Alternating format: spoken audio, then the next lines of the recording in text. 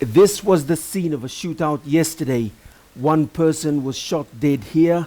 Another shot in the neck died at 1 a.m. this morning at Angao Hospital.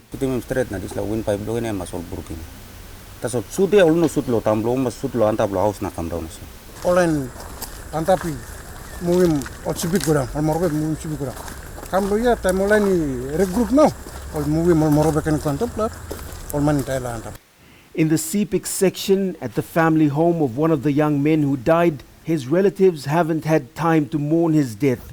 The women just want the fighting to end. Go market painim kai kai ka merbi mol pikeni na pikeni tu ro number time gane ni fire na ol mama tu olok ro number ina sidam gut laos. Police are trying to piece together the details of the killing and the kind of weapon used. This morning they went from house to house confiscating homemade guns and darts used in the fighting. This is a homemade shotgun. It's simple but can be deadly at close range.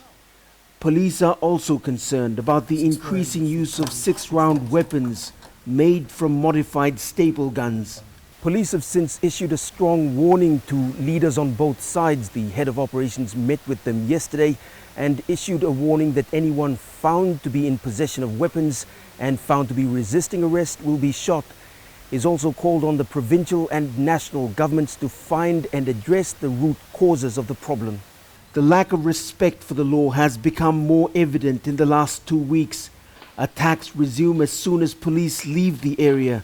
So police are under pressure to maintain a near 24-hour presence. We've lost a lot of lives and properties. We got to respect people within their own community should not take life in their hands.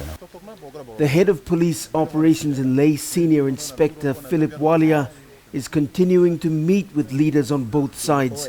He's also struggling with resources and logistics. This incident happened always in the night and probably early or morning.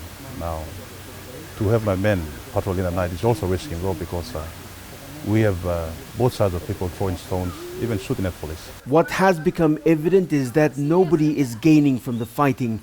Both Sepiks and Morobeans have had their houses burned and their property destroyed. 2 weeks ago, a Sepik Eastern Highlands woman lost her home in a revenge attack by Morobeans. A widow from Kabum lost her house, burned by a group of Sepik settlers. And this is what remains of an outboard motor mechanic's home. He's a Sepik living in the Morobe section of Bumbu. He wasn't involved in the fighting at all. Scott Wide, National EMTV News, Leh.